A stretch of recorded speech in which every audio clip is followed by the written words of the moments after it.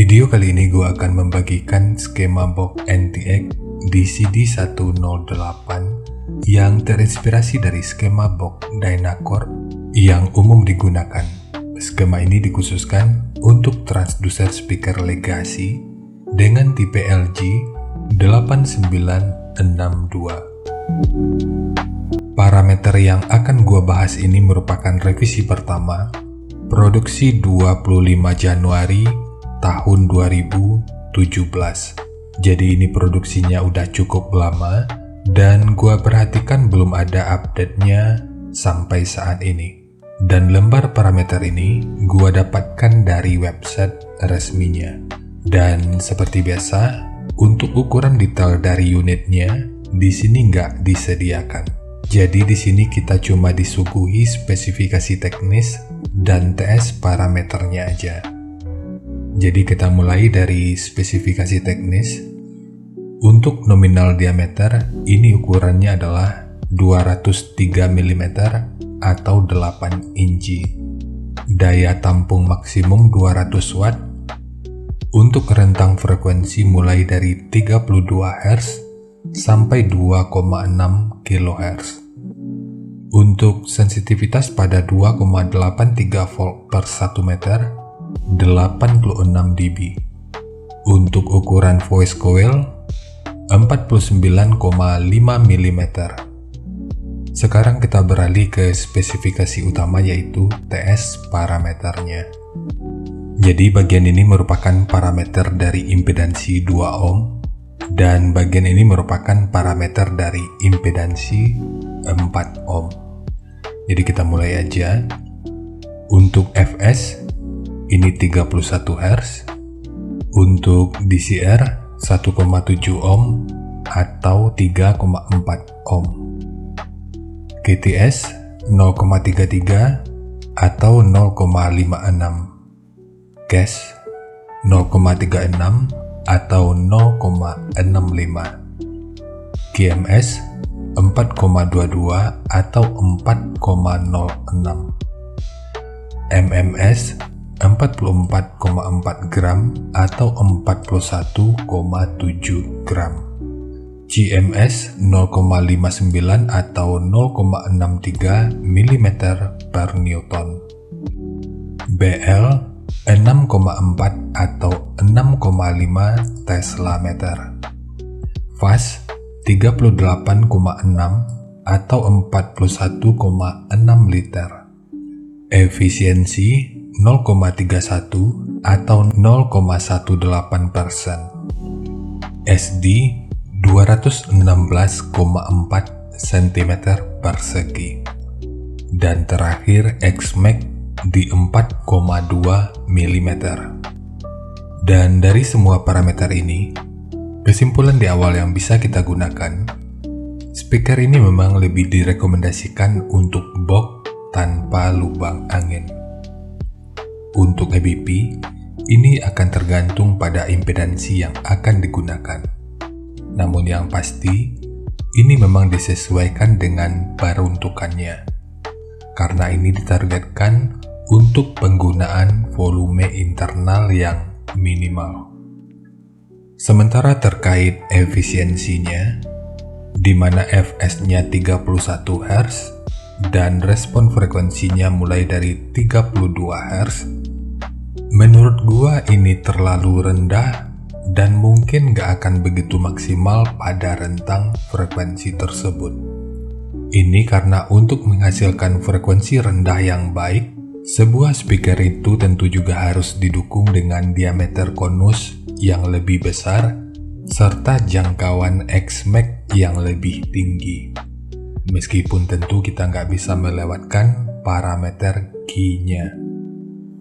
Jika diset pada frekuensi yang terlalu rendah, Xmax-nya akan mudah tercapai dan output yang dihasilkan tentu akan terdistorsi, sehingga watt yang mampu diterima otomatis juga akan berkurang, dan dengan watt yang berkurang, maka SPL-nya tentu juga akan menurun. Jadi tantangan utamanya tentu ada di sini. Intinya, semakin besar sebuah box, maka akan semakin rendah respon frekuensinya. Namun daya tampung wattnya tentu akan menjadi semakin terbatas, sehingga SPL-nya tentu juga akan jauh menurun. Tapi seperti target penggunaannya, dengan parameter yang disajikan, ini tentu akan cocok aja untuk audio mobil. Sekarang kita masuk aja ke rincian semuanya.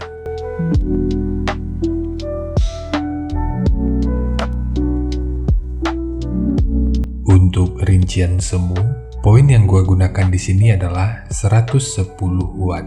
Rekomendasi titik potong bawahnya itu di sekitar 65 Hz, tapi ini sifatnya tentu nggak mengikat. Jadi nanti bisa lu coba aja sesuai karakter yang diinginkan. Dan untuk slope, nanti juga boleh menyesuaikan. Kemudian untuk puncak SPL-nya, ini diperkirakan mencapai sekitar 112 desibel. Semua ini merupakan rincian semu, jadi bisa lebih baik atau bisa aja lebih buruk dari yang diperkirakan. Karena untuk efisiensi akhirnya itu juga akan dipengaruhi oleh beberapa faktor, apakah itu kerapian dan kepresisian dari pembuatan box, kualitas bahan, hingga equipment yang digunakan. Sebelum melanjutkan, harap baca deskripsi video karena ada beberapa informasi tambahan terkait bahasan yang ada pada video ini.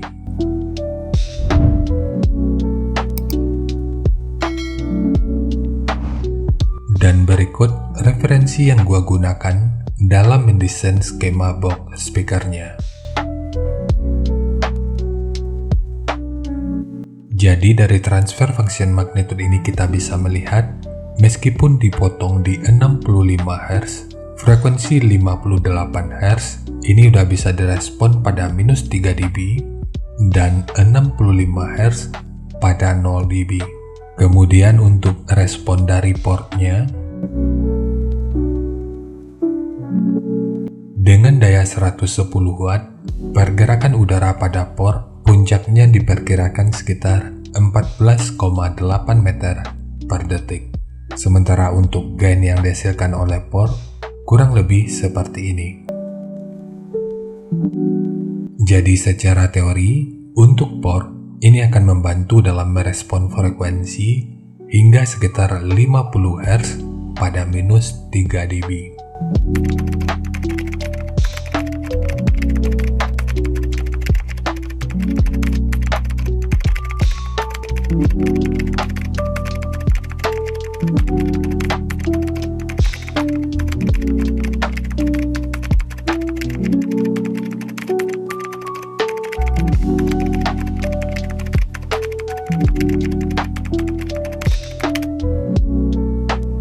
Sekarang langsung kita bahas aja skemanya. Untuk ketebalan multiplex, ini menggunakan multiplex dengan ketebalan 12 mili. Kita mulai dari tinggi. Jadi tinggi box ini adalah 300 mili, panjang ke belakang 450 mili, kemudian lebarnya 260 mili. Untuk port, tinggi portnya adalah 24 mili. Kemudian triplek dari dudukan speaker ini menggunakan dua lapis, satu sebagai dudukan utama dari transdusernya, dan satu lagi sebagai penguat dari dinding luarnya. Sekarang kita fokus ke ruang resonansi utamanya. Ukuran ruang internal, yang kalau kita ukur dari sudut ini sampai ke sudut yang ini ukurannya adalah 195 mili. Ukuran dari sudut ini sampai ke sudut yang ini ukurannya adalah 219 mili. Kemudian pada bagian depan ini dikurangi 4 mili sebagai dudukan dari grill atau besi pengaman speakernya. Lalu ukuran dari sudut ini sampai ke sudut yang ini ukurannya adalah 169 mili. Ukuran dari sudut ini sampai ke sudut yang ini ukurannya adalah 127 mili. Kemudian di sini ditambahkan penguat berupa sekat yang bentukannya seperti ini. Untuk ukurannya 120 mili dan ketebalannya 24 mili. Biar lu nggak ragu, 24 mili ini merupakan hasil penggandaan dari 2 potong multiplex 12 mili. Kemudian di sudut ini dan ini ditambahkan segitiga yang bertujuan untuk meminimalisir kebocoran dan meningkatkan aerodinamika sehingga proses resonansinya itu bisa berfungsi dengan lebih optimal.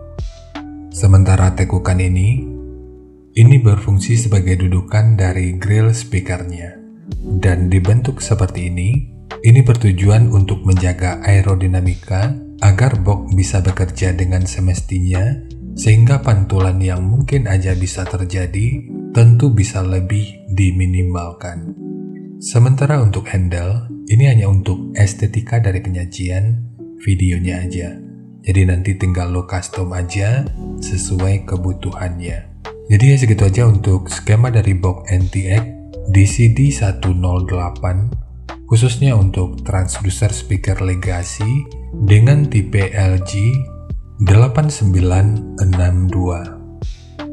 Jika nanti lu punya link review dan video check soundnya, silahkan bagikan aja pada kolom komentar agar bisa dijadikan referensi juga buat teman-teman yang lainnya. Terima kasih untuk lu yang udah nonton sampai detik ini. Bagaimana tanggapannya atas bahasan kita kali ini? Sampaikan aja pada kolom komentar biar kita sama-sama bisa belajar agar lebih baik lagi. Dan seperti biasa, jika lu suka dengan bahasannya, silahkan like dan share aja videonya ke teman-teman lain yang sekiranya juga suka dengan topik yang sama. Untuk lu yang udah berlangganan, terima kasih banyak atas dukungannya. Dan untuk lu yang belum berlangganan, jika berkenan bantu subscribe-nya.